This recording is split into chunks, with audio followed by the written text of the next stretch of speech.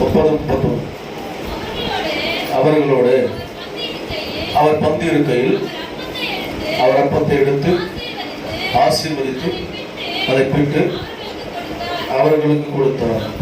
அப்பொழுது அவர்களுடைய கண்கள் திறக்கப்பட்டு அவரை அறிந்தார்கள். உடனே அவர் அவர்களுக்கு மறைந்து போனார். கண்களை மூடி ஜெபிப்போம். பரிசுத்தமுள்ள எங்கள் பரலோக பிதாவே, ஆண்டவராகிய இயேசு கிறிஸ்து நாமத்தில் இந்த மனமகிழ்ச்சியான நாளிலே இந்த ஆராதனைக்கு வந்திருக்கிற நம்முடைய பிள்ளைகளுக்காக ஆண்டவரே நான் ஜெபிக்கிறேன். இந்த அடியரையும் உடைய கரத்தில் ஒப்புக் கொடுக்கிறேன். இந்த வேத வசனத்தை இன்றைக்கு நீர் எங்களோடு பேசும் ஆண்டவரே. இதை கேட்கும்படி எங்களுடைய செவிகளை திறந்து, எங்களுடைய மனதை திறந்து, எங்களுடைய இதயத்தை திறந்து, எங்களுடைய கண்களை திறந்து ஆவியானவர் பலத்த கிரியைகளை செய்வீராக. ஆண்டவரே, என்னையும் ஆண்டவரே உங்களுடைய சமூகத்தில் அர்ப்பணிக்கிறேன். ஒரு விஷயம், ரத்தத்தினால என்னை கழுவி பரிசுத்தப்படுத்தி பயன்படுத்தும் ஆண்டவரே. தேவனுடைய வல்லமை இங்கே விளங்கும்படி நான் சொல்லிக்கிறேன். தேவ பிரசன்னம் இறங்கட்டும். இயேசு கிறிஸ்து நாமத்தில் பிதாவே, ஆமென். ஹல்லேலூயா. கைகளை உயர்த்தி சொல்லுவோம், ஹல்லேலூயா. கர்த்தர் நல்லவர். இந்த மனமகிழ்ச்சி நாளிலே ஆண்டவர் உங்களை ஆசீர்வதிப்பாராக. இந்த வேத பகுதியை நாம் வாசிக்கிறோம். 3 காரியங்களை நான் உங்களுக்கு சொல்கிறேன். வேத வாக்கியம் நம்முடைய கண்களை திறக்கும். வேத வாக்கியம் நம்முடைய மனதை திறக்கும். 3வது, வேத வாக்கியம் நம்முடைய இருதயத்தை திறக்கும். ஹல்லேலூயா. எல்லாம் சொல்லுங்க, வேத வாக்கியம் கண்களை திறக்கும். சொல்லுங்க, வேத வாக்கியம் மனதை திறக்கும். வேத வாக்கியம் என் இருதயத்தை திறக்கும். ஹல்லேலூயா. ஆகவே இந்த வேதம் தான் நம்முடைய வாழ்க்கையில வெளிச்சத்தை நமக்கு கொடுக்கிறது. நம்முடைய வாழ்க்கையில ஒரு நன்மைக்கான காரியங்களை செய்கிறது என்று சொன்னா இந்த வேதம். இப்ப இந்த பகுதி நாம் வாசிச்சோம். 24ஆம் அதிகாரத்துல நான் வாசித்த இந்த பகுதியினுடைய ஒரு பகுதி என்னன்னா, அவர்களோடு அவர் பந்தி இருக்கையில் அவர் அப்பத்தை எடுத்து ஆண்டவராகிய இயேசு கிறிஸ்து மரித்து உயிர்த்தெழுந்த பின்பு தம்முடைய சீஷர்களுக்கு அவர் என்ன செய்யறாங்க, காண்பிக்கும்படி ஆவலோடு இருக்கிறார். அந்த நாட்கள்ல இயேசு கிறிஸ்து மரித்து உயிர்த்தெழுந்த போது அவருடைய சரீரம் காணவில்லை என்று சொல்லி ஒரே குழப்பமான சூழ்நிலை அன்றைக்கு ஜனங்கள் மத்தியிலே விளங்கினது. அப்போ சீஷர்கள் எல்லாரும் சிதறடிக்கப்பட்டாங்க. இயேசு கிறிஸ்துவை பின்பற்றி வந்த எல்லாரும் என்ன பண்ணிட்டாங்க, ஓடி போயிட்டாங்க. எல்லாரும் குழப்பத்துல பயத்துல அங்கங்க வீடுகள்ல பூட்டப்பட்ட வீடுகளுக்குள்ள அடைக்கப்பட்டிருக்கிறாங்க. ஒரே பயம், புலம்பல். அந்த சூழ்நிலை தான் ஆண்டவருக்கு அந்த எம்மாவூருக்கு போன சீசர்களோடு இயேசு பேசினார். சவுண்ட் அமைங்க பேசினார். அந்த வசனத்தை நீங்க கொஞ்சம் கவனிச்சீங்கன்னா கவனிங்களா. 24-26 கிறிஸ்து இவ்விதமாய் பாடுபடவும் தமது மகிமையில் பிரவேசிக்க வேண்டியது இல்லையா என்று சொல்லி ஆண்டவராகிய இயேசு அவரோட பேசுறார். என்ன பேசுறாருன்னா கவனிங்க. வேத வாக்கியம் முதலாவது சொன்ன வேத வாக்கியம் நம்முடைய கண்களை திறக்கும். எல்லாம் சொல்லுங்க, கண்களை திறக்கும். பக்கத்துல சொல்லுங்க, கண்களை திறக்கும். ஹல்லேலூயா. கொஞ்சம் நான் பார்க்க வேண்டியிருக்கு. ஆண்டவர் ஸ்தோத்திரம். வசனத்துல கவனிச்சீங்கன்னா என்ன நடக்குதுன்னா, இயேசு கிறிஸ்து அந்த சீஷர்களோட பேசிட்டே வரார். அவங்களோட சம்பாஷிச்சுட்டே வராரு. ஆனா அவங்களுக்கு என்ன செய்யல, இயேசு தான் தம்மோட வருகிறார், தம்மோடு பேசுகிறார் என்பதை அவங்க என்ன பண்ணல, தன் கண்களால பார்க்க முடியல. தேவன் உயிர்த்தெழுந்த தேவன், உயிர்த்தெழுந்த ஆண்டவர் அந்த எம்மாவூர் சீஷர்களோட பேசிட்டு வரார். பேசிட்டு வரும்போது அவருடைய கண்கள் திறக்கப்படல. அவங்களுக்கு ஒரே குழப்பம். பாருங்க, அந்த வசனம் சொல்லுகிறது 24 அப்பொழுது எங்களிலே சிலர் கல்லறிடத்துக்கு போய் சிறிகள் சொன்னபடியே கண்டார்கள், அவரையே காணவில்லை என்றார்கள். அப்பொழுது அவர் அவர்களை நோக்கி, தீர்க்கதரிசிகள் சொன்ன யாவையும் விசுவாசிக்கிறதுக்கு புத்தி இல்லாத மந்த இதயம் உள்ளவர்களே. ஆண்டவராக இயேசு சொல்றாரு, இதெல்லாம் தீர்க்கதரிசிகள் என்ன பைபிள்ல எழுதி வச்சிருக்கிறாங்க வேதத்துல. அதை விசுவாசிக்க முடியாத மந்த இருதயமா இருக்கிறீங்க. இருதயம் எப்படி இருக்குதுங்க, மந்தமா இருக்கு. தமிழ்ல சொல்றாங்க, காலையில பொங்கல் சாப்பிட்டா அண்ணாயிடும், மந்தமா இருக்கு. அந்த மாதிரி மக்கள் அநேக நேரங்கள்ல வேத வசனத்தை அறியாதபடி, உணராதபடி மந்தமான இருதயம். ஹல்லேலூயா. எப்படிங்க மந்தமான இருதயத்தோட ஜனங்க இருக்கிறாங்களா அப்படின்னு சொல்லியிருக்கு. அப்பதான் ஆண்டவர் சொல்றாரு, இந்த வேத வசனத்தை அறிய கூடிய ஒரு காரியத்தை தேவன் எங்க சொல்லுகிறார். அப்ப அநேக நேரங்கள்ல தேவனுடைய பிள்ளைகளை நம்முடைய கண்கள் திறக்கப்பட வேண்டும். அப்ப ஆண்டவர் சொல்லிட்டு வசனத்துல கிறிஸ்து விதமாய் பாடுபடவும் தமது மகிமையில பிரவேசிக்க வேண்டியது இல்லையா என்று சொல்லி மோசே முதலிய சகல தீர்க்கதரிசிகளும் எழுதின வேத வாக்கியங்கள் எல்லாவற்றிலும் தம்மை குறித்து சொல்லியவைகளை அவர்களுக்கு என்ன பண்ணாராம், விவரித்து காண்பித்தார். அப்ப ஆண்டவர் சொல்றாரு, மோசே காலத்திலிருந்து, ஆகமத்திலிருந்து, 5 ஆகமத்திலிருந்தும், ஒவ்வொரு புத்தகத்திலிருந்தும், தீர்க்கதரிசன புத்தகத்திலிருந்தும், சங்கீதங்களிலிருந்தும் ஆண்டவராகிய இயேசு கிறிஸ்துவை குறித்து தான் சொல்லியிருக்குது. அப்ப இதெல்லாம் அவர் விளக்கி காண்பிக்கிறார். இதெல்லாம் நீங்க அறியாத இருக்கிறீங்களா? ஹல்லேலூயா. கவனிங்க, இயேசு கிறிஸ்து உயிரோடு எழுந்திருப்பதை குறித்து இயேசு வாழ்ந்த நாட்கள்ல பேசுறார். அடிக்கடி சொல்வார், பாடுபடுவேன், அடிக்கப்படுவேன், மரிப்பேன், அடக்கம் பண்ணப்படுவேன், 3ஆவது நாள் உயிரோடு எழுந்திருப்பேன். இதை சீசர் மத்தியில, ஜனங்க மத்தியில ஆண்டவராகிய இயேசு அடிக்கடி ஞாபகப்படுத்தி சொல்லிட்டு இருக்கிறார். இதுல என்ன ஒரு விஷயம்னா, எதிரிகளா இருந்த அந்த சேவக கூட்டத்தில் இருந்தவங்க, ஆசாரியர்களும் வேத பாடகர்களும் இயேசு சொன்னதை ஞாபகம் வச்சிருந்தாங்க. புரிச்சா? ஆண்டவராகிய இயேசு கல்லறையில் அடக்கம் பண்ண பிறகு அவங்க சொல்லுவாங்க, கல்லறைக்கு காவல் வைங்க, எல்லாத்துக்கிட்ட போய் சொல்ல. ஏன்னா அவர் உயிரோடு இருக்கும் போது 3ஆவது நாள் எழுந்திருப்பேன்னு சொன்னாரு. இந்த திருடர்கள் எல்லாம் பண்ணுவாங்களாம், அவருடைய சரீரத்தை தூக்கி கொண்டு போய் இயேசு உயிரோடு எழுந்தாலும் போய் சொல்லுவாங்க. அவங்க கரெக்டா திட்டமிட்டு சொன்ன வார்த்தை ஞாபகம் வச்சு சத்ரு கரெக்டா பிளான் பண்ணி செயல்படுவாங்க. ஆனா செய்ய வேண்டிய தேவனுடைய பிள்ளைகள், சீஷர்கள் தேவன் சொன்ன முக்கியமான வார்த்தையை மறந்து போயிட்டாங்க. அவங்க மனசு இருதயத்துல எல்லாம் பயமும் திகிலும் நிறைஞ்சிருந்தது தவிர கர்த்தருடைய வார்த்தை நிறைஞ்சில்லைங்க. அவன் எதிரி சரியா சொல்றான். இயேசு வாழும்போது சொன்னாங்க, அவர் உயிரோடு இருக்கும்போது சொன்னாங்க, 3ஆம் நாள் எழுந்திருப்பேன்னு சொன்னாரு. ஒருவேளை அவருடைய சரீரத்தை களவாடி கொண்டு போய் என்ன பண்ணிட்டு இருக்கலாம், வச்சுட்டு அவர் உயிர் தெரிந்தான்னு சொல்லிடுவாங்க. ஆகவே காவலாளிகளை வைங்க அப்படின்னு சொன்னாங்க. இயேசு உயிர் தெரிந்துட்டார். ஹல்லேலூயா. ஆனா உயிர் தெரிதலை குறித்து அதிகமா சொன்னது சீஷர்களோட, அப்போஸ்தலரோட, தன்னை பின்பற்றி வந்தவரோட ஆண்டவர் சொன்னார். இந்த உயிர் தெரிந்த நாளையும் அந்த நேரத்தை இவங்க மறந்து இயேசு பேசுறதே அறியாம, இவங்க யாருன்னா இயேசுவோடு இருந்தவங்க. விசுவாசிக்கிறீங்களா? யாரோடு பேசுறார் ஆண்டவராகிய இயேசு? இயேசு கிறிஸ்துவோடு இருந்தவங்களோட தான் பேசுறார். ஆனா இயேசு கிறிஸ்துவோடு இருந்தவங்களுக்கு இயேசு தெரியல. இயேசுவோடு இருக்கிறவங்களுக்கு இயேசு கிறிஸ்து பார்க்க முடியல. இயேசு கிறிஸ்து பேசுற சத்தம் மறந்து போய்விட்டது. இயேசு கிறிஸ்து நான் சொல்லுவேன், பேசுற பழகிற சத்தம் தெரியாதா? ஆண்டவர் தான் பேசுறாருன்னு. அந்த அளவுக்கு அவருடைய இருதயம் மந்தமாகிவிட்டது. அந்த அளவுக்கு அவங்க இருதயம் செவி மந்தமாகிவிட்டது. அவருடைய கண்கள் குருடாகி போய்விட்டது அப்படின்னு ஆண்டவர் சொல்றார். ஹல்லேலூயா. இவங்க இயேசு அறியாதவங்க இல்ல, சபையில் இருக்கிறவங்க, இயேசுவோடு இருந்தவங்க, இயேசுவோட உபதேசத்தை கேட்டவங்க, இயேசு கிறிஸ்துவோடு சாப்பிட்டவங்க, பந்தி இருந்தவங்க. இவங்களுக்கு இயேசு கிறிஸ்து பேசுறதும் தெரியல, இயேசு அவரோடு நடக்கிறதும் அவங்களுக்கு கண்ணுக்கு தெரியல, அவருடைய சத்தமும் இவருக்கு புரியல. இவங்க அதே குழப்பத்தோட, அதே பயத்தோட, உலகத்தார் எப்படி இருக்கிறாங்களோ அதே போல கலகத்தோடு இருக்கிறாங்க.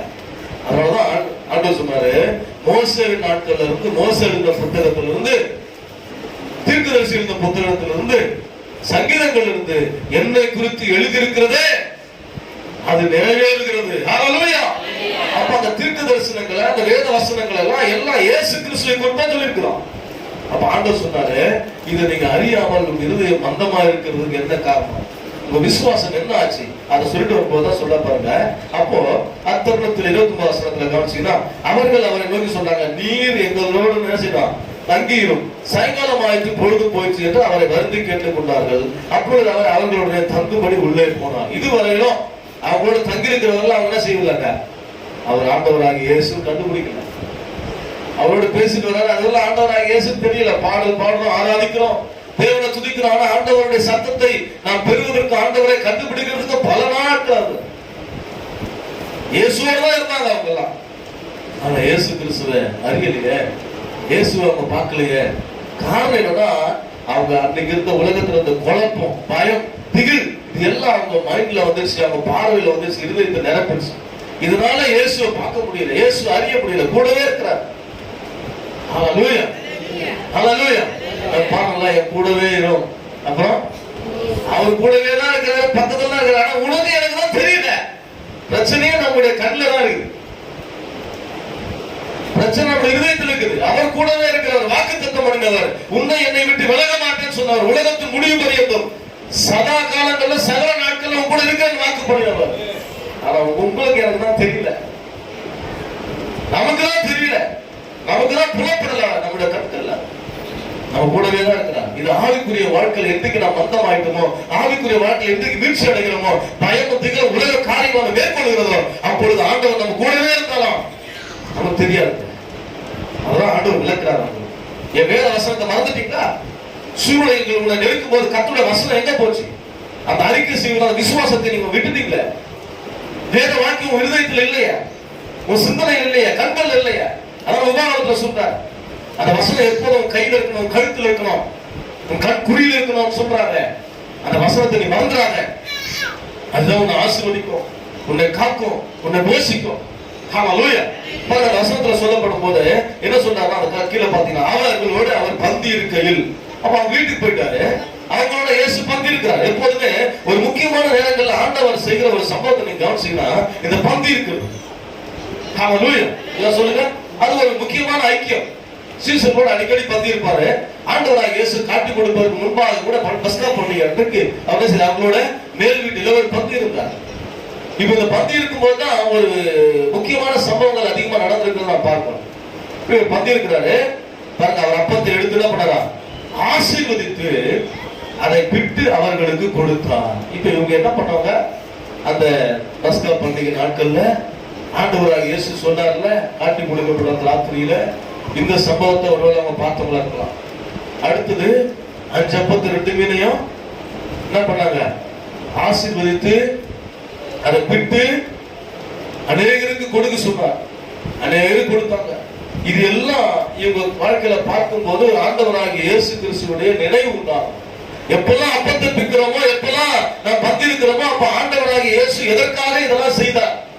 இந்த நினைவு உண்டாவதற்காக இப்போவாது உங்களுக்கு என்ன பண்ணோம், அந்த நினைவு வரணும். சொல்லி என் அப்பம் புசித்தவன் எனக்கு எதிராக என்ன பண்ணிட்டான். ஏன் அதை சொல்றாரு? அப்பம் புசிக்கிறது என்கிறது ஒரு முக்கியமான சம்பவம் நம்ம வாழ்க்கையில. ஒருத்தரை குறித்து நாம் நன்றி விசுவாசம் உள்ளவர்களா இருப்பதற்கு ஒரு முக்கியமான விஷயம் இந்த உலகத்துல அவங்க கொடுக்கிற சாப்பாடு. சொல்லுவோம் இல்லையா, என் உப்பு தின்னு வளர்ந்தாங்க, என் சாப்பாடு தின்னு வளர்ந்தாங்க. ஆனா என்ன இல்லை, அப்போ ஆண்டவர் ஒவ்வொரு தடவும் அந்த அப்பத்தை பிற்கிற போது நாம் அவரை குறித்து நன்றி விசுவாசம் உள்ளவர்களாக இருக்க வேண்டும் என்பதை உணரக்கூடிய ஒரு சம்பவம். ஆண்டவராக இயேசு அப்பத்தை பிட்டு அவர்களுக்கு கொடுக்கிறார். பாருங்க, அந்த வசனத்துல அவர் அப்பத்தை எடுத்து ஆசீர்வதித்து அதை பிட்டு அவர்களுக்கு கொடுத்தார். அப்பொழுது அவர்களுடைய கண்கள் என்னாச்சுங்க, திறக்கப்பட்டது. ஹல்லேலூயா. அவர் கூட வந்தாரு, அநேக 7 அல்லது 8 மைல் தூரம் அவங்களோட சம்பாதிச்சுட்டு வர்றாரு. ஹல்லேலூயா. அவங்க வீட்டுல தங்கி இருக்கிறாரு. அப்ப கூட அவங்களால என்ன பண்ண முடியல, ஆண்டவரை பார்க்க முடியல. இன்னைக்கு நாம ஆண்டவரோடு இருக்கிறோம், நம்ம வீடுகள்ல ஆண்டவர் வாசம் பண்றாரு, நம்ம கூட இருக்கிறாரு, ஆலயத்துல ஆராதனையில கத்தல் இருக்கிறாரு. ஆனா நம்ம கண்ணுக்கு புலப்படுறது இல்லை, நாம அவங்க அறியறது இல்லை, உணர்றது இல்லை. ஏன்னா நம்முடைய சிந்தனை எண்ணங்கள்லாம் உலக பிரகாரமான காரியங்கள் நம்மை தாக்கி கொண்டிருக்கிறது, ஆளுகை செய்து கொண்டிருக்கிறது. ஆண்டவரே வந்து தங்கனா கூட நிறைய பேருக்கு உணர்வு இல்லை. அதான் இங்க சொல்றாரு. அப்ப அப்பத்தை விட்டு கொடுத்த உடனே அவருடைய கண்கள் திறக்கப்பட்டது. ஆகவே அப்பம் என்று சொல்லப்படுவது வேத வாக்கியம். ஆண்டவர் வேத வசனங்களை விளக்கி காட்ட காட்ட காட்ட அவருடைய கண்களுக்கு ஒரு தெளிவு வந்தது. அவர் கண்கள் திறக்கப்பட்டது. ஆண்டவர் அப்பத்தை எடுத்து அவங்களுக்கு கொடுத்தாரா, பிட்டு கொடுத்தாரா, அதை ஆசீர்வதித்து கொடுத்தாரா. ஒவ்வொரு வேத வசனங்களை நாம் கவனித்து அதை நிதானமே வாசித்தினா ஆண்டவராகிய இயேசு அவங்களை வெளிப்படுவார். வேதத்தையே படிக்காத ஜனங்களுக்குள்ள ஆண்டவர் கூடவே இருந்தா கூட தெரியாதுங்க. இந்த வேதம் தான் கண்களுக்கு வெளிச்சம். வேத வசனம் தான் நம்ம வாழ்க்கையில் நம்ம பாதைக்கு தீபமா இருக்குது. ஆண்டவராக இயேசு வேதமா வசனமாக இருக்கிறார். அப்ப ஏன் ஆண்டவராக இயேசு தெரியல நம்ம வாழ்க்கையில? இந்த வசனம் நமக்குள்ள இல்ல, வசனம் மறக்கப்பட்டு போச்சு. இயேசு உயிர் தெரிந்தார் என்கிறதே மறந்து போயிட்டாங்க. ஆண்டவர் சொன்ன அந்த வார்த்தைகளை மறந்து போயிட்டாங்க. அதனால அவங்க கண்ணுல இயேசு வெளிப்படல. வசனமே என்ன தெரியல அப்படின்னா ஆண்டவர் உங்களுக்கு வெளிப்பட மாட்டார். அந்த வசனத்தை கீழே வாசிக்கிற பாருங்க. அப்பொழுது அவர்கள் ஒருவரை ஒருவர் நோக்கி என்ன சொல்றாங்க, வழியில அவர் நம்முடனே பேசி வேத வாக்கியங்களை விளக்கி காட்டின பொழுது நம்முடைய இருதயம் நமக்குள்ள கொழுந்துவிட்டு எரியவில்லையா என்று சொல்லிக் கொண்டு அதுக்கப்புறம் தான் சொல்றாங்க, அவர் வழியில வரும்போது அவர் வேத வசனங்களை நமக்கு விளக்கி காட்டும் போது நம்ம இருதயத்தில் என்ன உண்டாச்சுங்க, அப்படியே ஒரு கொழுந்துவிட்டு எரிஞ்சு ஒரு எழுப்புதல் வந்தது. ஒரு எழுப்புதல் தீ பற்றி எரிஞ்சது. ஆனா அப்ப நமக்கு என்ன செய்யல, புரியல. வேத வசனங்களை கேட்கும் போது நம்மளுடைய இருதயம் என்னங்க ஒரு எழுப்பும். அப்படி நம்ம அப்படியே உடனே அப்படியே அந்த தண்ணி ஊத்தி அணைச்சிடுற மாதிரி உடனே பிரச்சனைகளை கொண்டு வந்தா அப்படியே அணைச்சிடும். அதான் கவனிக்க, நம்முடைய கண்கள் ரொம்ப முக்கியம். தேவன் இன்றைக்கு உங்க கண்ணை திறக்கிறார். விசுவாசிக்கிறீங்களா? தேவனை பார்க்கும்படி, கர்த்தரை பார்க்கும்படி, கர்த்தருடைய சத்தத்தை கேட்கும்படி ஆண்டவர் இன்றைக்கு உங்களுடைய கண்கள் என்ன பண்றாங்க? திறக்க போகிறார். ஏற்கனவே இந்த உயிர்த்தெழுந்த காட்சியை பார்க்கறதுக்கு எல்லாரும் ஆவலே இருக்கிறாங்க. ஆனா இவங்களுக்கு அதை பார்க்கக்கூடிய வாய்ப்பு ஆண்டவர் கொடுத்தார். இன்றைக்கும் அநேகர் இயேசுவோடு நடக்கிறோம், இயேசு கிறிஸ்துவோடு இருக்கிறோம். ஆனா இயேசுவை பார்க்கக்கூடிய ஒரு கண்கள் நமக்கு இல்லை. கண் இருக்குது, ஆனா இயேசுவை பார்க்கக்கூடியதாக இல்லை. நீங்க ஒரு சம்பவத்தை நீங்க கண்ணில் கொடுத்து வாசிச்சீங்கன்னா, யோபு தன்னோட வாழ்க்கையில ஜெபிப்பாருங்க. அவர் உபத்திரவத்தின் பாதையில கடந்து போவார். கடந்து போகிற போது 30ஆம் அதிகாரம் நினைக்கிறேன், 30ஆம் அதிகாரம் 31ஆம் அதிகாரத்தில் 1ஆம் வசனத்துல வாசிக்க சீக்கிரம். யோபோட வாழ்க்கை குறித்து ஆண்டவர் சொல்றார். அவருடைய என் கண்களோட உடன்படிக்கை பண்ணின நான் ஒரு கன்னிகையின் மேல நினைப்பா இருப்பது எப்படி? அப்ப என்ன நடக்குது? நல்லா கவனிங்க. தேவனை பார்க்க முடியாதபடிக்கு சில சம்பவங்கள் நம்முடைய கண்களை மறைக்குதுங்க. யோபு வந்து ஆண்டவரோடு இருந்த ஒரு மனுஷன், ஜெபம் பண்ற ஒரு மனுஷன், ஆண்டவரை மறுதலிக்காதவர். அவருடைய மனைவி கூட அவருடைய உபத்திரவத்தை பார்த்து என்ன பண்ணிடுறாங்க? சகிக்க முடியாம போயிடுறாங்க. அவருடைய சருமத்துல அப்படிப்பட்ட ஒரு கொடிய வியாதி, சருமத்துல அவருக்கு என்ன செய்யறாங்க? அந்த ஓட்டை எடுத்து என்ன செய்யறாரு? சுரண்டி கொண்டிருக்கிறாரு, ரத்தம் அடித்து கொண்டிருக்கிறது, நாற்றம் எடுக்குது. தன்னுடைய மனைவி நன்மை அனுபவித்தால் தன்னுடைய கணவனுடைய சரீரத்தினுடைய அந்த சம்பவத்தை பார்க்க முடியாம அவர் விட்டு போயிடுறாங்க. அவர் கண்டமாயிட்டார் நம்முடைய. அந்த நிலையில அவர் கண்களோடு தேவனோடு உடன்படிக்கை பண்ணிட்டார். அப்படி தனிமையில மரணத்துக்கு போராடி கொண்டு விசுவாசத்தில் அவர் உட்கார்ந்து இருக்கும் போது, பலனிழந்து, அழகிழந்து, அந்தஸ்து இழந்து, ஆசைகள் இழந்து இருக்கிற போது விசுவாசு பார்த்து ஒரு கன்னிகையை கொண்டு வந்து காட்டுறான். வாழை கன்னிகை இடத்தில் ஒரு அழகான ஆலயம் போட்ட கொண்டு வந்து யோபுக்கு முன்னாடி காட்டுறாங்க. யோபு கொஞ்ச நேரத்தில் அப்படியே தடுமாட்டார். அதெல்லாம் கவனிங்க. விசுவாசம் நம்ம மேற்கொள்றதுக்கு அழகு அந்தஸ்து இல்லைன்னா கூட சரி, நம்ம கண்ணை ஒன்னா செய்யறான், கொள்ளையடிக்கிறான், அவனோட பார்வைய திசை திருப்புகிறான், தரிசனத்தை விட்டு திசை திருப்புகிறான், தேவனை விட்டு திசை திருப்புகிறான். ஏனால் அப்படிதான் தேவனை விட்டு திசை திருப்புறான். இந்த மரம் பாரு எவ்வளவு அழகா இருக்கு. முதல்ல அந்த விருட்சத்தை தான் காண்பிச்சான். மரம் அழகா இருக்கு, அழகா இருக்கு. கிட்ட போன அந்த கனி பாரு, இந்த மரமே அழகா இருக்குன்னா கனி எவ்வளவு சுவையா இருக்கும். தோற்றத்தை காண்பிக்கிறான். அவளோட பார்வை திசை மாறிவிட்டது. அது வந்து தேவனோடு இருந்தவங்க, தேவனோடு பார்த்தவங்க, தேவ சத்தத்தை கேட்டவங்க. இந்த ஏவாளுடைய பார்வை திசை மாறி எதை பார்க்கிறோமோ அதிகமா அதுதான் நம்முடைய சிந்தனை, நம்முடைய இருதயத்தை ஆய்வு செய்யுங்க.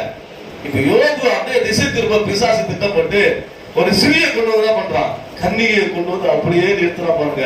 யோபு கொஞ்ச நேரம் தடுமாறிட்டார். ஹல்லேலூயா. உடனே அவன் ஜெபிக்கிறார்.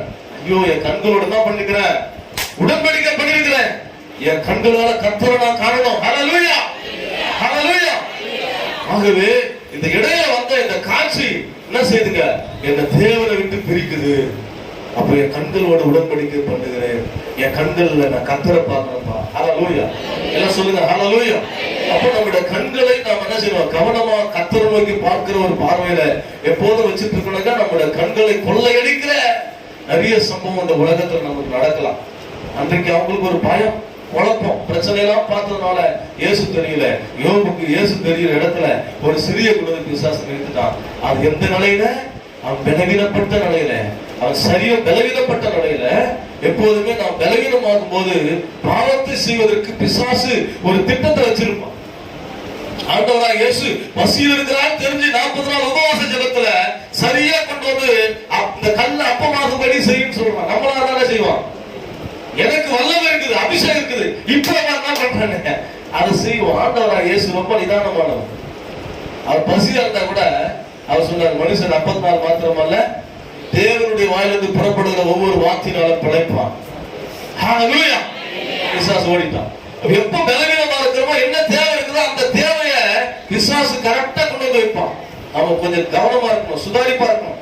அப்போ யோபு நினைச்சார், முன்னாடி போயிட்டான். பிசாசு நினைச்சா இவன் மனைவி போயிட்டா, இப்போ நேரத்துல இவன் வேலை சொல்லிடலாம், இவன் உத்தமத்தை தவறை செய்யும்படி, இவன் உறுதியை தவறு செய்யும்படி என்னென்னலாம் திட்டங்களை பிசாசு பண்ணி கடைசியில் அவன் உத்தமன் என்கிற தேவன் சொன்னாரு அந்த சாட்சி கிடைப்பதற்கு ஒரு சிறிய கொண்டு வந்து நிறுத்தினாங்க. உத்தமன் சொல்றது அது ஒண்ணுதான் காரணமா இல்லையா?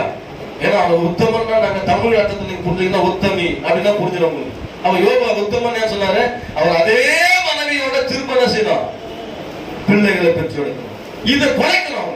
அவங்க அனைவரும் சொல்றாங்க, இன்னும் உத்தமத்துல உறுதியா இருக்கிற, உத்தமத்துல உறுதியா இருக்கிற. இந்த வார்த்தைக்கு சாட்சியா யோபு இருக்கிறார் பாருங்க. இதை கெடுக்கணும்னு சொல்லி அவன் கண்ணை கெடுத்துட்டா போதும். ஆண்டவர் சொன்னார், உன் கண் தெளிவா இருந்தா உன் சரீரம் முழுவதும் பண்ணுங்க தெளிவா இருக்கும், வெளிச்சமா இருக்கும். உன் கண்ணு கெட்டு போச்சுன்னா சரியா இருளா போயிடும். அப்ப கண்ணை கெடுக்கிறது பிசாசோட வேலையை. அதனாலதான் ஏவாளுடைய அந்த கண் பார்வையை திசை திருப்பலாம். இங்க யோபுடைய பார்வையை திசை திருப்புறான் கத்தரை விட்டு. ஆனா யோபு ரொம்ப ஜெபிக்கிற ஒரு மனுஷன். சுதாரித்து பண்ணி என்ன செய்யறாருன்னா, என் கண்களோடு உடன்படிக்கை பண்ணிட்டேன். அப்ப நான் ஒரு கன்னிகையின் மேல் நோக்கமா இருப்பது எப்படி, கன்னிகை மேல கவனமா இருப்பது எப்படி? என் கண்கள்ல கத்தர் மட்டும் தான் தெரியணும். என் கண்கள்ல தேவனுக்காக நான் பொருத்தனை செய்திருக்கிறேன். என் கண் பார்வை கத்தருக்குரியது. ஹல்லேலூயா. அப்ப கவனிங்க, தாவீதோட வாழ்க்கையில அவர் யுத்தத்துக்கு போக வேண்டியவர். அந்த நாட்களில் தன்னுடைய சேவகரை யோவாபு அவருடைய ராணுவத்தில் யுத்தத்துக்கு அனுப்பினார். வீட்டில் இருக்கும் போது அவர் கண்ட ஒரு காட்சி அவருடைய சரித்திரத்தில் ஒரு பெரிய வீழ்ச்சி உண்டாக்கி. பத்சேபாவுடைய காட்சி அவர் பார்க்கிறாரு. அவர் சிந்தனை, அவருடைய இருதயம் எல்லாம் கெட்டு போயிட்டு, அவர் பார்த்த அந்த பார்வை அவருடைய இருதயத்தை கெடுத்து, அவருடைய சிந்தனையை கெடுத்து, அவருடைய சரித்திரத்தில் ஒரு பெரிய வீழ்ச்சி உண்டாக்குச்சுங்க.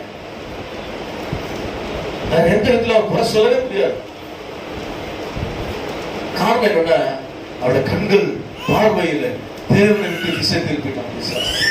அதுக்கு இடம் கொடுத்துட்டார். எனக்கு அருமையானவர்களே, இன்றைக்கு நம்முடைய கண்கள் திறக்கப்பட வேண்டும், தேவனை பார்க்கும்படி. நம்முடைய கண்கள் திறக்கப்பட வேண்டும், நம்ம கூட நடக்கிற இயேசு பார்க்கும்படி, நம்ம வீட்டில் இருக்கிற ஆண்டவராக இயேசு பார்க்கும்படி, நம்முடைய வாழ்க்கையில நம்மோடு இருக்கிற தேவனை பார்க்கும்படி நம்முடைய கண்கள் திறக்கப்பட வேண்டும். தவிர அந்நிய காரியங்களிலே நம்முடைய கண்கள் சிக்கிட்டு கொள்ளுமானால் ஆண்டவராக இயேசு நமக்கு தெரிய மாட்டாங்க. ஹல்லேலூயா. நம்ம சபையில இருக்கலாம், 40 நாள் உபவாசம் ஜெபம் பண்ணலாம். அநேக நேரங்கள்ல நம்ம என்ன செய்யறோம், இரவு பகல கத்தரோடு இருக்கிறோம் நினைக்கிறோம். ஆனால் இன்றைக்கு உங்க கண்ணு தெளிவா இருந்துச்சுன்னா உங்க சரீரம் வெளிச்சமா இருக்கும், உங்க வாழ்க்கையில் ஆண்டவர் வெளிப்படுவோம். விசுவாசிக்கிறீங்களா? ஆமென் சொல்லுங்க. ஹல்லேலூயா. ஆகவே கண்களை வேத வாக்கியம் என்ன செய்யுங்க, கண்ணை திறக்கு. அப்ப யோபு குறித்து சொல்லும் போது நம்முடைய கண்களை எப்படி பாதுகாத்துக் கொள்ள வேண்டியது அவசியமா இருக்குது. ஆண்டவராக இயேசு நம்ம பார்க்க முடியலையே. ஆண்டவராக இயேசு நம்ம ஒவ்வொரு நாளோட சத்தத்தை கேட்டோம், நம்ம கூட இருக்கிறத நம்மளால என்ன செய்ய முடியல, அனுபவிக்க முடியலையே. உங்க கண்களால் அவரை பார்க்க முடியல. அப்ப இந்த வேத வசனங்களை படிக்கும் போது அதை பிட்டு பிட்டு பிட்டு தியானம் செய்யும் போது நம்முடைய கண்கள் திறக்கப்படும். அப்ப இயேசுவை நாம் அறிவோம். ஹல்லேலூயா. அவர் சொன்னார், இதை படிக்கும் போது வேத வசனத்தை நாம கேட்கும் போது பாருங்க, நம்முடைய இருதயமானது கொழுந்து விட்டு எரிகிறது. அப்ப ஆண்டவர் முதலாவது இந்த வேத வாக்கி நம்முடைய கண்களை திறக்கிறது. அதான் நமக்கு வழியா இருக்குது. ஹல்லேலூயா. வழி தெரியாத நேரங்கள்ல, பாவை அறியாத நேரங்கள்ல இந்த வசனம் வரும்போது நம்ம ரூட் என்ன செய்யற ஆண்டவர் காண்பிக்கிறார். இதான் வழி, இதான் வழி. கர்த்தருக்கு ஸ்தோத்திரம். இன்னொரு பகுதியை நீங்க வாசிப்போம். ஆகவே 2வது பகுதியில பாருங்களேன், நீங்க வாசிங்கன்னா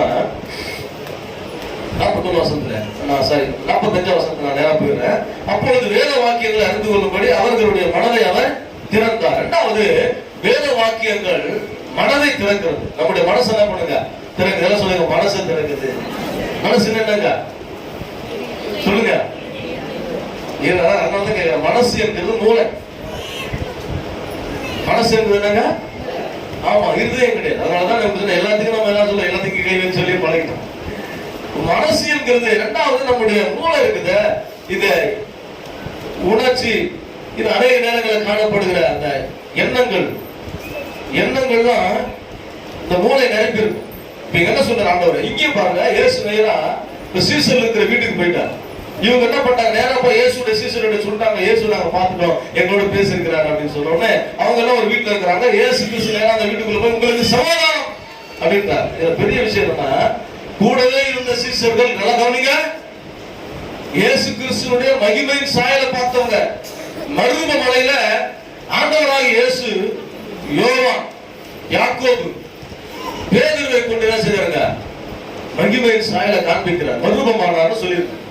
இந்த மருதமான இடத்துல ஆண்டவராக இயேசு சொல்றாரு, கவனிங்க, அந்த வசனம் சொல்லுது, இவங்க உயிர் சேர்ந்து போய் அவங்களுக்கு தங்களை வெளிப்படுத்துறார். வேதத்துல பாருங்க 36ல இவர்களை குறித்து அவர்கள் பேசிக் கொண்டிருக்கிற இயேசுதாமே அவர்கள் நடுவில் நின்று உங்களுக்கு சமாதானம் என்றார். அப்போ அவர்கள் கலங்கி என்ன பண்ணாங்க, பயந்து ஒரு ஆவியை காண்கிறதாக நினைத்தார்கள். எல்லாம் கைகளை தட்டி ஆண்டவரை ஸ்தோத்திரம் பண்ணுங்க. ஹல்லேலூயா. பாருங்க, இத்தனை வருஷம் ஆண்டவரோடு இருந்தவங்களுக்கு ஆண்டவர் உயிர் சேர்ந்து வந்து காண்பிக்கிறாரு. இவங்க என்ன நினைச்சிட்டாங்க, ஆண்டவரை நம்ம பாஷையில சொல்லுங்க. ஆமா, அவ்வளவு பெரிய ஒரு அறியாமை பார்த்தீங்களா? இயேசுவோடு சாப்பிட்டவர்கள், அர்ப்பணித்து வந்தவர்கள், இயேசுவின் சத்தத்தை கேட்டாங்க, இயேசு தேவனுடைய குமாரன் சொல்லி சொன்னவங்க. இப்ப இயேசுவை பார்த்து சொல்றாங்க, ஒரு ஆவியை பார்க்கறத மாதிரி பாக்குறேன். அவர் இயேசு உயிர் தேர்ந்தவரா இயேசுவை பார்க்கல. எவ்வளவு ஒரு பரிதாபம் பாருங்க. ஏன்னா இவங்க மனசு என்ன பண்ணல, திறக்கப்படல. எல்லாம் சொல்லுங்க, திறக்கப்படல. மனசு ஃபுல்லா பயம். எப்போ பயப்படுறோமோ அப்ப பேய் தான் தெரியும், இயேசு தெரிய மாட்டார். ஹalleluya. இவன் ஃபுல்லா பயத்துல இருக்கிறதால இயேசுவே தெரிஞ்சாலும் இவனுக்கு இயேசு பேயா தெரியல. தேவனுடைய ஜனங்கள் தான், சீசர்கள் தான், இயேசுவோடு இருக்கிறவங்க தான். இயேசு தெரியுறாங்க, இயேசு வெளிப்படுறாங்க. அது தேவன் என்று அறியக்கூடிய சிந்தனை இல்லை. சிந்தனை ஃபுல்லா கரெக்டா கெட்டு போச்சு. தங்கள் சிந்தனையில வீணரானார்கள். சிந்தனை வீணா போச்சு. சிந்தனை எல்லாம் குழப்பமா போச்சு. தேவனே வந்தாலும் பயம், தேவனே வந்தாலும் அழல். ஹalleluya. விசுவாசம் இருக்கலாம். அப்ப இவங்க மனசு கெட்டு போச்சுங்க. இந்த மனசு ஃபுல்லா பயமும் திகிலும் நிறைஞ்சிச்சு, வசனம் இல்லை. அப்ப ஆண்டவர் திரும்ப என்ன செய்யறாருன்னா, இயேசுவை இவங்க சந்தேகப்படலாம். இந்த பேதுருக்கு நல்லா தெரியும், மருவ சாயல்ல ஆண்டவர் பாருங்க, மருவ மலையில உயிர் தெழுவது வரலாம், இதை வெளியே சொல்லாதுன்னு சொன்னார்ல. நான் உயிர் சேர்ந்து உங்களுக்கு காண்பிக்கிறவரை இந்த செய்தியை வெளியே சொல்லாதான் சொன்னாரு. எல்லாத்தையும் இயேசு காண்பிச்சாருங்க. அவர் காண்பிக்காத ஒண்ணே என்ன செய்யல, ஜனங்களுக்கு சொல்லல. அவர் செய்யாத ஒண்ணும் உபதேசிக்கல, எல்லாத்தையும் செய்துதான் அவர் உபதேசம் பண்ணார். இது சீசர்களுடைய மனசுல என்ன இல்ல, இல்லாம போச்சு. இயேசு பார்த்து அவன் ஆவியை பார்க்கறதா மாதிரி பயந்து போனாங்க. அந்த மாதிரி நம்ம குழப்பத்துல பயத்துல இருக்கும் போது நம்ம ஆண்டவராகிய இயேசு நமக்கு வந்து வெளிப்பட்டால் கூட நம்ம சந்தேகப்படுறவங்களே தான் இருக்கும். அதனால பயம் நமக்கு இருக்கக்கூடாது, தெளிவா இருக்கும். பாருங்க, வசனத்துல கீழே வாசிக்கலாம். அவர் அவர்களை நோக்கி, நீங்கள் ஏன் கலங்குகிறீர்கள்? உங்கள் இருதயங்களில சந்தேகங்கள் எழுப்புகிறது என்ன? ஆண்டவராகிய இயேசு வந்தாலும் எப்படி இருக்கு? அவங்களுக்கு சந்தேகம் வந்துருச்சு. எல்லாருக்கும் ஒரு பயம். இயேசு பார்த்து பயப்படுறாங்க. ஏன்? உலகத்தில் இருந்த பயம், உலக சூழ்நிலை, அந்த நேரத்தில் வந்த கலக்கங்கள் எல்லாம் இவங்களுக்கு சிந்தனையில் வந்ததுனால வேத வசனம் மற்று போயிடுச்சு. வேத வசனம் மறந்து போயிடுச்சு. இயேசுவே அவங்களோட இருக்கிறாரு, வெளிப்படுத்தி காட்டுகிறார். அவங்க கலங்குகிறார்கள், சந்தேகப்பட்டார். உங்க வாழ்க்கையில் ஆண்டவராக இயேசு இருக்கிறாரா இல்லையா? சந்தேகம் ஏன் வருது? நாம் அவரை விட்டு தூரம் போயிட்டோம், அவரை மறுதளிச்சுட்டு இருப்போம், அவரை விட்டு ஓடி போயிட்டு இருப்போம், ஒளிந்து கொண்டிருப்போம். பயங்கள் திகழ்கள் நம்ம நிரப்பி கொண்டிருக்கிற நேரத்துல ஆண்டவராக இயேசு நம்ம தேடி வந்தால் கூட நமக்கு தெரியாது, சந்தேகம் தான் வரும். ஹalleluya. விசுவாசிக்கிறீங்களா? ஆமென் சொல்லுங்க. ஹalleluya. சில ஆளுடைய மனசு கெட்டு போச்சுன்னா, கணவரோ மனைவியோ உண்மையா நடந்தா கூட சந்தேகமாவே தெரியும். அந்த நேரம் கரெக்டா அப்படியே நடக்கிற மாதிரியே தெரியும், சொப்பனத்துல வந்த மாதிரியே இருக்கும், அப்படியே பேசுற மாதிரி ஒரு காட்சியை பிசாசு காட்டுவான்.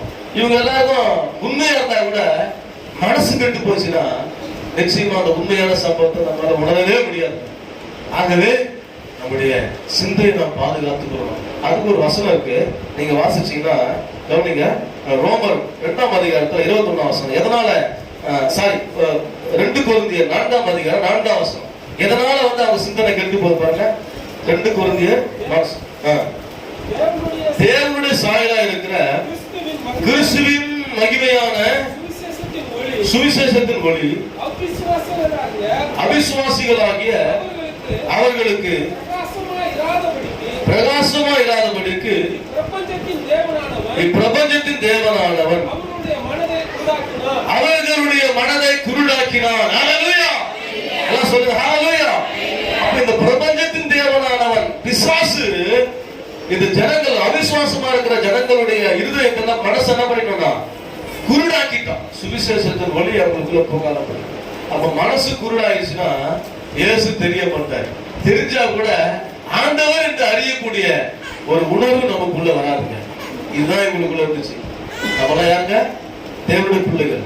தேவன் யார்? நம்ம கூட இருக்கிறாரா? விசுவாசிக்கிறீங்களா? ஆமென். அப்ப நம்முடைய கண்களுக்கு தெரியணும், நம்முடைய சிந்தனையில இயேசு நம்ம கூட இருக்கிறார். சந்தேகப்படக்கூடாது, பயப்படக்கூடாது. ஹalleluya. பாருங்க, விசுவாசிக்கணும்.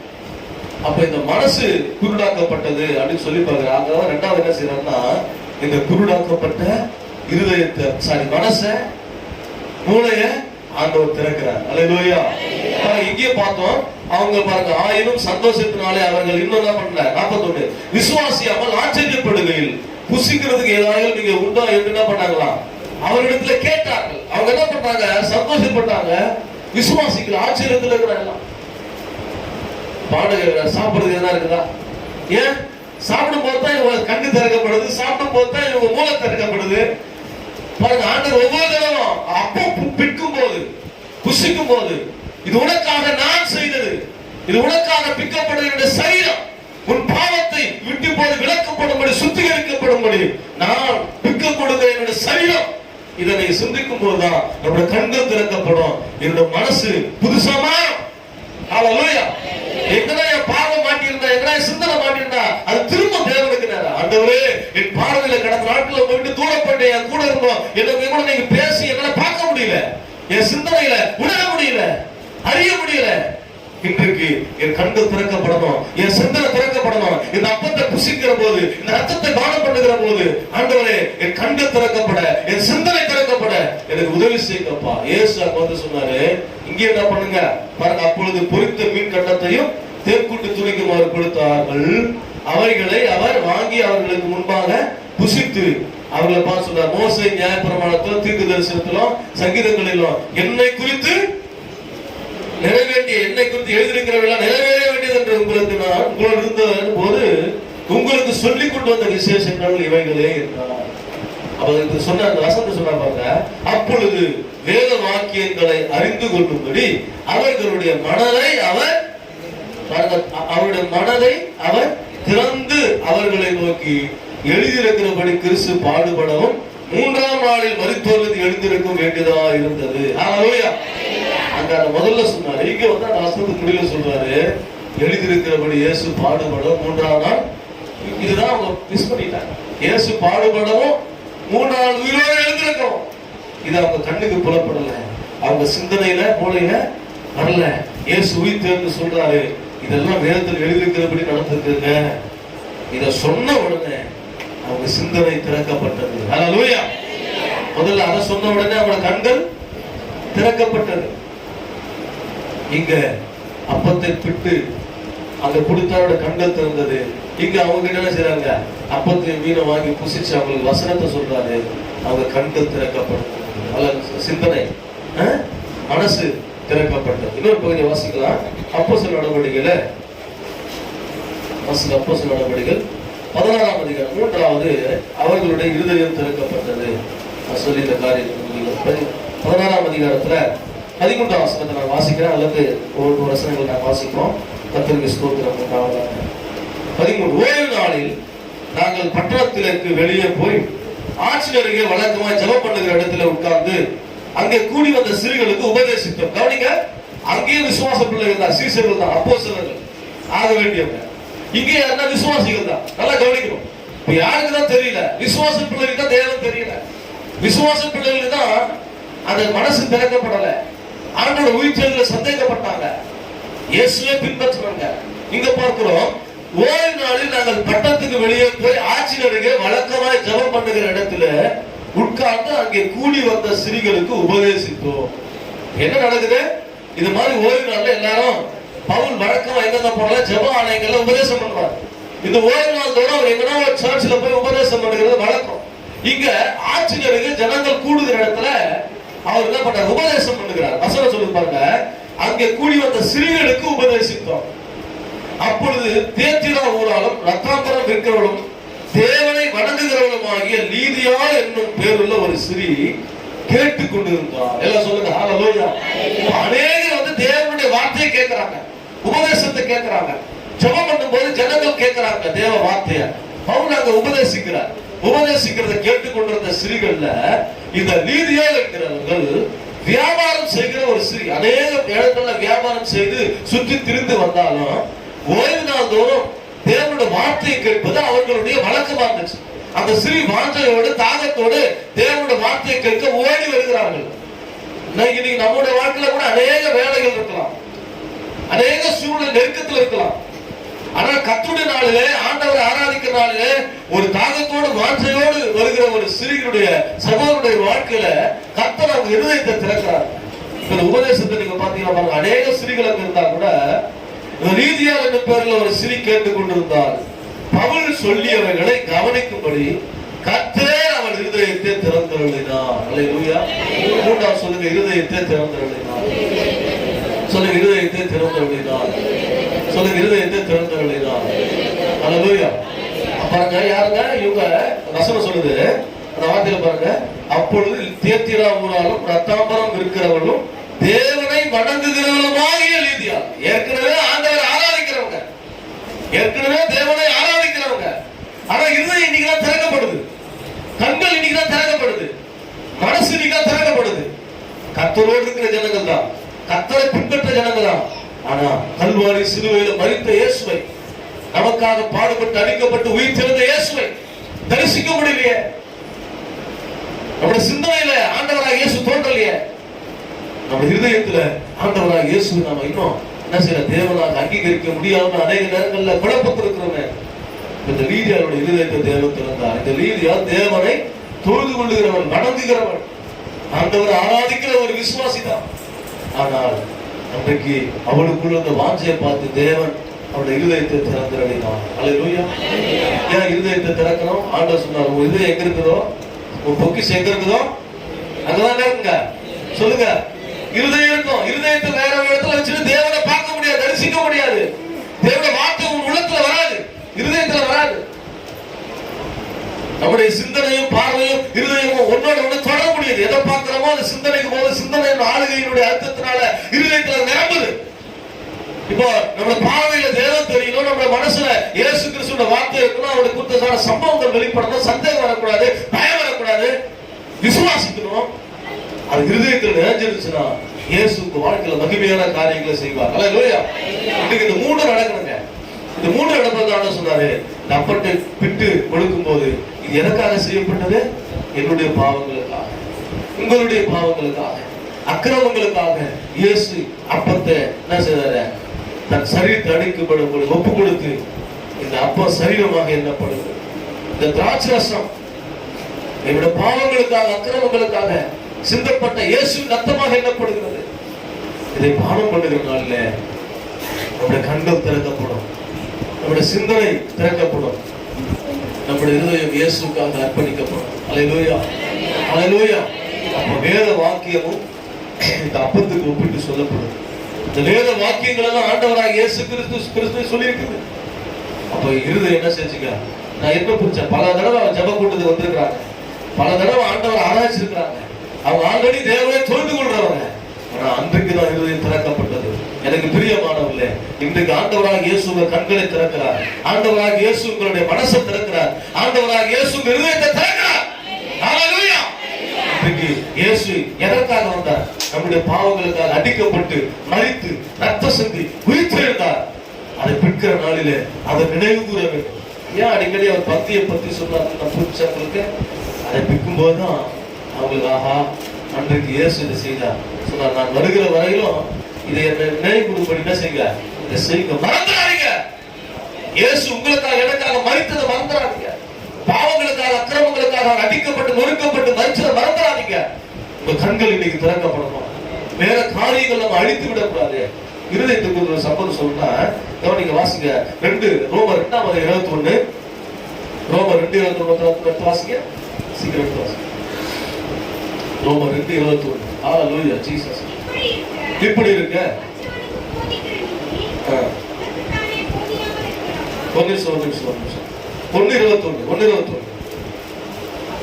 அவர்கள் தேவனை அறிந்தும் அவரை தேவன் என்று மகிமைப்படுத்தாமலும் ஸ்தோத்திரமும் இருந்து தங்கள் சிந்தனைகளினாலே வீணரானார்கள்.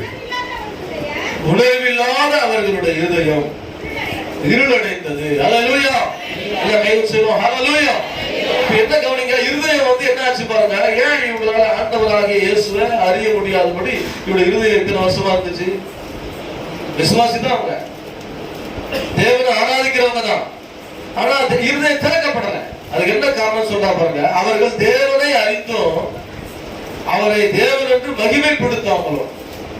அடுத்தது ஸ்தோத்தரியாமலும் இருந்து தங்கள் சிந்தனைகளினாலே வீணரானார்கள். ஹalleluya. எல்லா கைகளை சொல்லுங்க ஹalleluya. என்ன செய்யறதுல தேவனை நாம் அறிஞ்சிருக்கிறோம், ஆனா தேவனுக்குரிய மகிமையை செலுத்த தவறிட்டோம். ஆண்டவருக்குரிய மகிமை அது நான் பிதாவானால் எனக்குரிய கணம் எங்க, தேவனானால் அவருக்குரிய மகிமை எங்க? மனுஷனுக்கு கொடுக்கிற மகிமை வேற, சூரியனுடைய மகிமை வேற, சந்திரனுடைய மகிமை வேற, நட்சத்திரங்களுடைய மகிமை வேற, நட்சத்திரத்துக்கு நட்சத்திரங்களுடைய மகிமை வேற, தேவனுக்குரிய மகிமை வேற. இது ஜனங்கள் செலுத்தாம போயிட்டாங்க. இதனால என்ன ஆச்சுன்னா கொஞ்சம் கொஞ்சமா இருதயம் இருளடைஞ்சிச்சு. ஆண்டவரை துதிக்கிறத மறந்துட்டாங்க, ஸ்தோத்திரம் பண்றத மறந்துட்டாங்க. சிந்தனையில எல்லாம் கூடு கட்டுச்சு, சிந்தனை எல்லாம் வீணா போச்சு. ஹalleluya. பொருளாதார சிந்தனைகள் எல்லாம் நம்ம ஆய்வு செய்ய ஆரம்பிச்சது. இப்ப நீங்க ஸ்தோத்திரம் பண்ணீங்கன்னா அந்த சிந்தனை அப்படியே கலையும். ஸ்தோத்திரம் பண்ணீங்கன்னா ஆண்டவர் மகிமை செலுத்தினா அந்த பொருளாதார சிந்தனைகள் உடைஞ்சு போயிடும். ஸ்தோத்திரம் பண்ண பண்ண பண்ண கிருபை பெருகும். சத்துருடைய கூட்டம் கூடு உடைஞ்சு சுக்குனரா போயிடும். இதை செய்யாதனால இருதயம் என்ன ஆச்சுங்க? இருளடைஞ்சு, பாவத்தினால இறங்கி போச்சு. ஹalleluya. பாருங்க வார்த்தை சொல்லுது, சிந்தனையாலே வீணரானார்கள், உணர்வில்லாத அவருடைய இருதயம் இருளடைந்தது. இப்ப என்ன உணர்வே வரல எனக்குள்ள. இன்னைக்கு திருவிழா ஆராதனை ஞாபகமே நிறைய பேர் இல்லை. இன்றைக்கு நான் ஆண்டவரை தேட வேண்டுமே, அந்த இருதயத்துல உணர்வே இல்லைங்க, வராமல் போய்விட்டது. காரணம் சிந்தனையில கூடு கட்டியாச்சு, வீணா போச்சு சிந்தனை. அப்ப என்ன சொல்ற ஆண்டவரே, இப்ப நீங்க ஸ்தோத்திரத்தினாலும் தேவனை மகிமைப்படுத்துவதனாலும் இந்த சிந்தனையில நீங்க புதுப்பிக்கப்படுறீங்க. இருதயத்துல இருள் நம்ம விட்டு நீங்கிறது. ஆகவே அதை செய்ய தவறும் போது இருதயம் தானாலே இருளா போயிடும். அப்ப நமக்கு உணர்வே வராது. நம்மளோட வாழ்க்கையில இயேசு நம்ம கூட இருந்தா கூட நமக்கு உணர்வே வராது. இப்ப சொன்னால கிட்டத்தட்ட 7-8 மைல் தூரம் தேவன் அவங்களோட சம்பாதிச்சிருந்தாலும் அவங்களால உணர முடியல. காரணம் அவங்களுடைய பார்வையில, அவங்க சிந்தனையில, இருதயத்துல பயமும் திகிலும் உலகமும் தான் நிறைஞ்சிருந்துச்சு. கர்த்தருடைய வேதம் வார்த்தை அவங்களுக்குள்ள இல்லை, சூழ்நிலைகள் தான் அவங்க வாழ்க்கையில் நிறைஞ்சிருச்சு. கர்த்தருடைய ஸ்தோத்திரம். பாருங்க, இன்னொரு வசனத்தை வாசிக்கலாம். 2 சாமுவேல் 15ஆம் அதிகாரம் 6ஆம் வசனம் வாசிங்க. 2 சாமுவேல் 15 வாசித்து நாம் செய்வோம். 2 சாமுவேல் 15:6 நான் வாசிக்கிறேன். இந்த பிரகாரமாக அப்சலோம் ராஜாவிடத்திலே நியாயத்திற்காக வரும் இஸ்ரவேலருக்கெல்லாம் செய்து இஸ்ரவேல் மனுஷனுடைய இருதயத்தை கலந்து கொண்டான். அல்லேலூயா. ஏன் சில நேரங்களில் இருதயம் ஆண்டவருக்கு திறக்கப்படாம போயிடுதுன்னா என்ன காரணம் சொன்ன? ஆண்டவரே மகிமை, அவருக்குரிய மகிமையை செலுத்தாது. இரண்டாவது, ஆண்டவரை சொல்லுங்க ஸ்தோத்திரம் பண்ணாம இருக்குது. இது ரெண்டும் செய்யாம போகும்போது சிந்தனை வீணா போயிடுது. அப்பனா இருதயம் இருளடைஞ்சது. இப்ப ஆண்டவர் சொல்றாரு, அந்த இருதயம் திறக்கப்படணும். அதற்கு தேவன் நீங்க ஆலயத்துக்கு வரும்போது உங்க இருதயத்தை ஆண்டவர் திறக்கிறார். அல்லேலூயா. உங்க வாஞ்சையை பார்த்து ஆண்டவர் இருதயத்தை திறக்கிறாங்க. இங்க அப்சலோம் என்ற ஒரு தேவ மனுஷன் சொல்லுது, தாவீதோட குமாரன். இந்த அப்சலோம் என்ன செய்வார்? நல்லா கவனிங்க. இப்படிதான் இருதயத்தை காத்துக்கிட்டோம், இருதயத்தை நம்ம கொடுத்துறோம். நான் சொன்னேன், கண்களோட உடன்படிக்கை பண்ணின நான் என்ன செய்ய மாட்டேன், கன்னிகை மேல நோக்கமா இருக்க மாட்டேன். இப்போ என் மனசுல சிந்தனையை நான் பாதுகாத்துக் கொள்வது போல, கண்களை பாதுகாத்துக் கொள்வது போல இருதயத்தை யாரும் கவர்ந்து விடக்கூடாது. எல்லாம் சொல்லுங்க, இருதயத்தை கவர்ந்து விடக்கூடாது. பக்கத்துல பார்த்து சொல்லுங்க, உங்க இருதயத்தை யாரும் கவர்ந்து விடக்கூடாது. சொல்லுங்க, உங்க இருதயத்தை யாரும் கொடுத்துடாதீங்கன்னு சொல்லுங்க. சொல்லுங்க, எந்த சம்பவமும் கவர்ச்சி நம்ம கவர்ந்து விடாதுங்க. அப்போ இந்த அப்சலோம் என்ன செய்யறா பாருங்க, தாவீது ராஜா அரண்மனையில் இருக்கிறார். ஜனங்கள் எல்லாம் வந்துட்டே இருக்கிறாங்க. இந்த அப்சலோம் ஆசை, அப்பாவுக்கு அப்புறம் ராஜா ஆகணும். என்ன செய்யறாங்கன்னா, அதுக்கு ஒரே வழி என்னன்னா, இப்ப ராஜா அரண்மனையில் இருப்பார்ல, இவன் வாசல் மண்டபத்தில் நிற்பான். வழியில நின்று ஜனங்கள்லாம் ராஜா கிட்ட தன் குறைய கேட்கறதுக்கு போக டைரக்டா போக முடியாது. ராஜாவும் கொஞ்சம் வயது முதிர்ந்தவர், கிட்டத்தட்ட 40 வருஷம் ஆயிடுச்சு. அவரு அப்படியே டயர்டா இருக்கிறார். அவர் சீனியர். ஹல்லேலூயா. இப்ப சீனியர் என்ன பண்ண முடியாது, அதிகமா எதுவும் செய்ய முடியாது. சீனியர் சிட்டிசன் இடத்துல உட்கார வச்சிருவாங்க. அவர் என்ன பண்றாரு, அப்படியே தாவீது ராஜா இடத்துல இருக்கிறார். அமைதியா அவரால் எதுவும் செய்ய முடியாது, எல்லாம் நடக்குது நல்லா இருக்கு. அப்சலோம் என்ன செய்யறாங்கன்னா, இவர் கொஞ்சம் வாலிபரா இருக்காருல்ல, நேரம் வர ஜனங்கள் எல்லாரையும் பார்த்து உடனே அங்கேயே மடங்கி, எங்க இருந்து வரீங்க, எந்த ஊர்ல இருந்து வரீங்க எல்லாம் விசாரிச்சுட்டு, உங்களை இப்ப விசாரிக்க அப்பா எல்லாம் சரி ராஜா வர முடியாது, அவர் வயசாயிடுச்சு, அவருக்கு எதுவுமே கேட்கறது கூட நேரம் இல்ல, அதனால நான் உங்க காரியத்தை விசாரிக்கிறேன். உடனே கையை கொடுப்பாரு. என்ன பாருங்க, கையை கொடுப்பாரு. கையை கொடுப்பாரு, அப்புறம் அதை போட்டு கட்டி பிடிப்பாரு. அல்லேலூயா. அப்புறம் முத்தம் கொடுப்பாரு. இப்படியே ஆத்துமாக்கள் எல்லாம் நான் பண்றாங்க அப்சலோம். அப்படியே எல்லாம் இது நடந்த உடனே ஜனங்கள் ராஜாவை பார்க்கவே முடியல. நிறைய ஊழியர்களுக்கு தான் ஆயிடுச்சு அப்சலோம் ஊழியம்.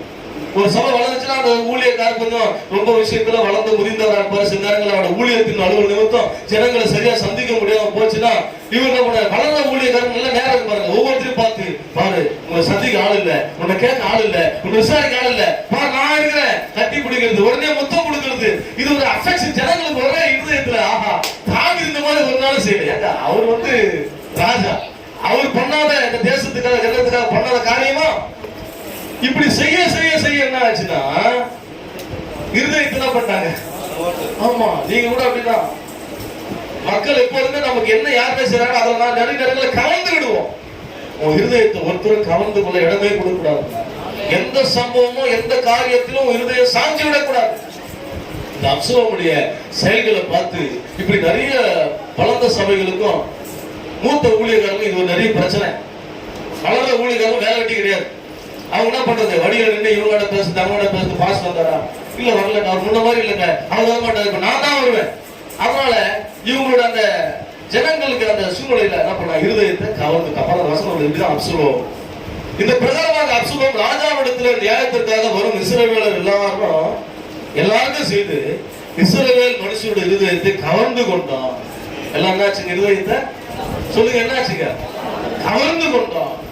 இப்படி தேவனை ஆராதிக்கிற நேரங்கள்ல நமக்கு பிரியமான நன்மையான காரியங்கள் உலகத்தில் வரும்போது நம்ம இருதயம் என்ன செய்யுங்க, திசை திருப்பப்படும். ஆகவே உங்க இருதயம் கர்த்தருக்குரியது. அதை யாரும் கவர்ந்து கொள்ள என்ன செய்யக்கூடாதுங்க, இடம் கொடுக்க. கைகளை வச்சு சொல்லுங்க ஹல்லேலூயா. பகலப்பா சொல்லுங்க, உங்க இருதயத்தை யாரும் கவர்ந்து கொள்ள இடம் கொடுக்காதீங்க. ஹல்லேலூயா, ஹல்லேலூயா. இப்படி அநேகர் அப்சலோம் என்ன பண்ணிட்டாங்க. ஆனா உண்மையிலே அப்சலோம் நல்ல சுபாவம் ஆள் கிடையாது. தன்னுடைய சுயத்துக்காக ஜனங்களோட இருதயத்தை என்ன பண்றாங்க, கொள்ளையடிக்கிறார். விசுவாசிக்கிறீங்களா? அருமையான தேவ பிள்ளைகளே, இந்த இருதயத்தை ஒருத்தருக்கும் கொள்ளை போட விட்டுறாதீங்க. அப்ப நாம் தேவனுக்கு மகிமை செலுத்தல, ஆண்டவரை துதிக்கல அப்படின்னு சொன்னா இருதயம் இருளடைஞ்சது. இரண்டாவது, நமக்கு வருகிற பாராட்டு, மேன்மை, புகழ்ச்சி, இதெல்லாம் நினைச்சு நம்பி நம்ம இருதயத்தை என்ன பண்ண கூடாதுங்க, கொள்ளை கொடுத்துடக்கூடாது. நம்ம இருதயத்தை கவர்ந்து அளவுக்கு சில கிரியைகள், சம்பவங்கள் இந்த உலகத்துல நடக்கும். நீங்க அப்படிதான் நிறைய விஷயங்கள் நடந்து கொண்டிருக்கோம். ஹல்லேலூயா. அதில் நாம் என்ன செய்ய, வஞ்சிக்கப்பட்டு விடக்கூடாது. இப்படி இந்த அப்சலோம் இஸ்ரவேல் ஜனங்கள் எல்லாருக்கும் செய்து என்ன பண்ணானா, இருதயத்தை கவர்ந்தான். ஹல்லேலூயா. எல்லாம் சொல்லுங்க ஹல்லேலூயா. ஆகவே அடிக்கடி ரொம்ப உங்களோட இம்ப்ரெஸ் ஆகி பேசுறவங்ககிட்ட ரொம்ப கேர்ஃபுல்லா இருக்க. ஹல்லேலூயா. ஆகவே ரொம்ப கை பிடிச்ச உடனே உண்மையா செய்யறது தப்பு இல்லை, ஆனா அதுல பின்னாடி ஒரு வஞ்சகம் இருக்குமான்னு சொல்லி நீங்க ரொம்ப கேர்ஃபுல்லா இருக்கணும், கவனமா இருக்கணும்.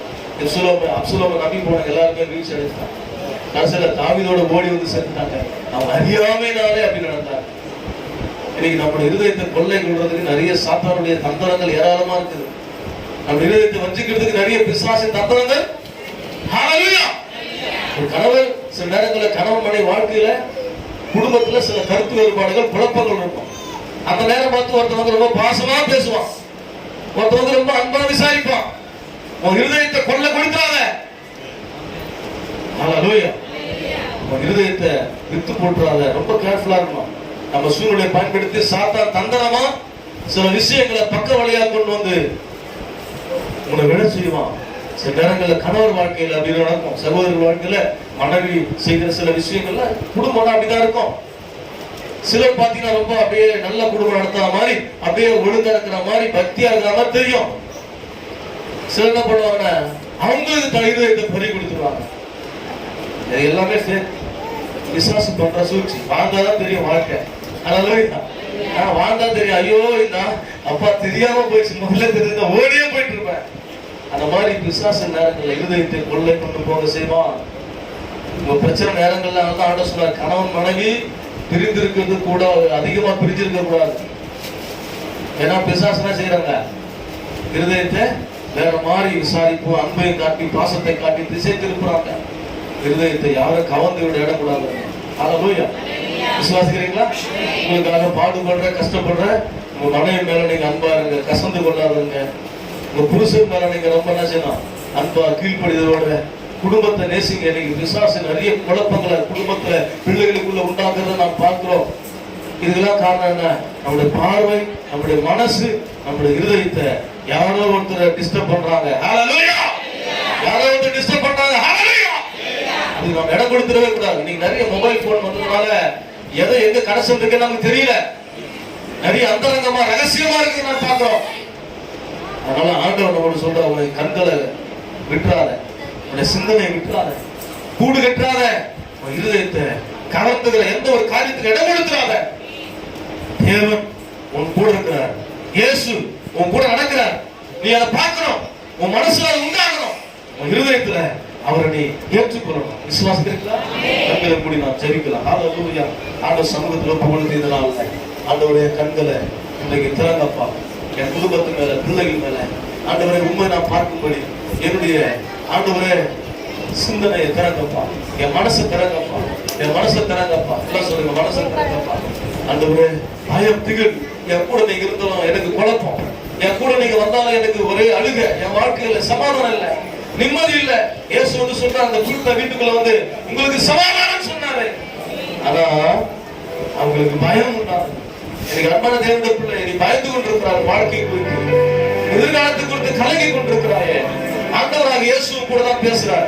ஆண்டவராக இயேசு கண்களை நீங்க திறக்க போறார். ஆண்டவராக இயேசு மனசை நீங்க திறக்க போறார். வாழ்க்கையில் இருக்கிற பயம், போராட்ட, திகில்களை கர்த்தர் மாற்றுகிறார்.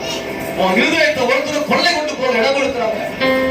ஒரு குழப்பமான சூழ்நிலையில, பயமான திகிலான சூழ்நிலை நினைச்சு வாழ்க்கையில இயேசுவை பார்க்க மறந்துடாத, இயேசுக்காக ஒரு சிந்தனை திறக்க மறந்துடாத, இயேசு கிறிஸ்துவை துதிக்க மறந்துடாத.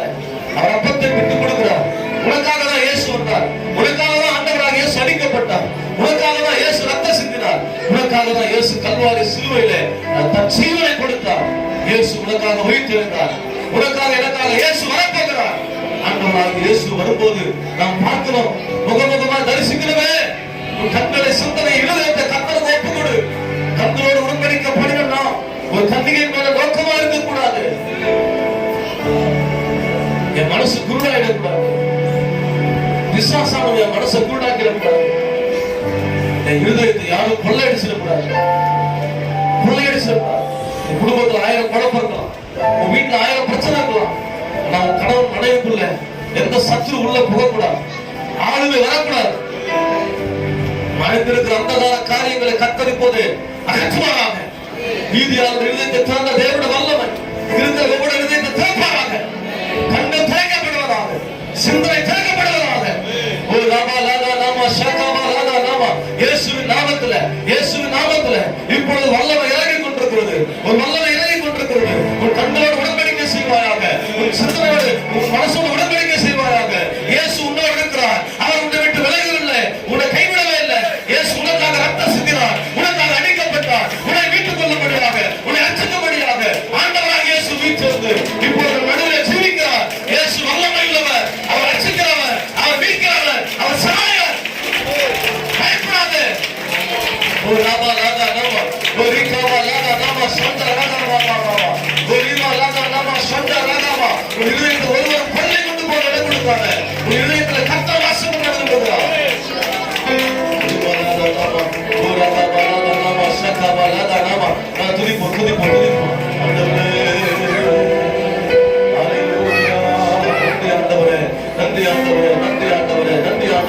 எல்லாம் ஜபத்தோட சோதனை பண்ணி ஜபத்துல கண்களை கூடும். ஆண்டவரே, கண்களை நான் ஒப்பு கொடுக்கிறோமா, உங்களை பார்க்கிற ஆண்டவரே, உங்களை பார்க்கிற ஆண்டவரே. அப்ப பிடிக்கும் போது என் கண்கள் திறக்கப்பட்டது, வசனத்தை கேட்கும் போது இருதயம் கொழுந்து விட்டு எழுந்தது. இன்றைக்கும் ஆண்டவரே எங்களுடைய சிந்தனை, எங்கள் இதயத்தை ஒப்பு கொடுக்கிறோம்மா. ஆவியானவரே ஸ்தோத்திரம், நன்றி ஆண்டவரே, நன்றி ஆண்டவரே, நன்றி ஆண்டவரே, நன்றி ஆண்டவரே. ஹல்லேலூயா. உம்மை நோக்கி பார்க்கிறோம் ஆண்டவரே, உம்மை நோக்கி பார்க்கின்றோம், உம்மை நினைத்து உம்மை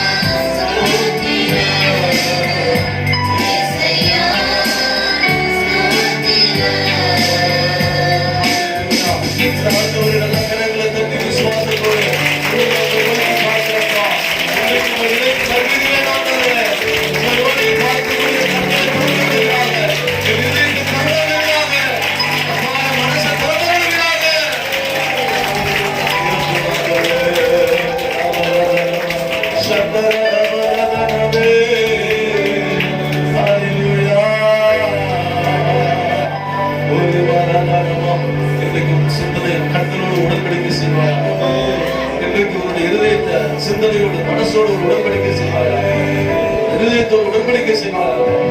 இயேசு பார்க்கும்படி ஆண்டவரே என் கண்கள் திறக்கப்படட்டும், என் மனசு திறக்கப்படட்டும், என் இருதயம் திறக்கப்படட்டும்ப்பா. நீங்க வெளிப்படுங்க, எனக்கு இப்போ வெளிப்பட்டு சொல்லுங்க, அதை பாதுகாத்துக் கொள்ளுங்க. இயேசுவின் நாமத்தில் ஜெபிக்கிறோம் நல்ல பிதாவே.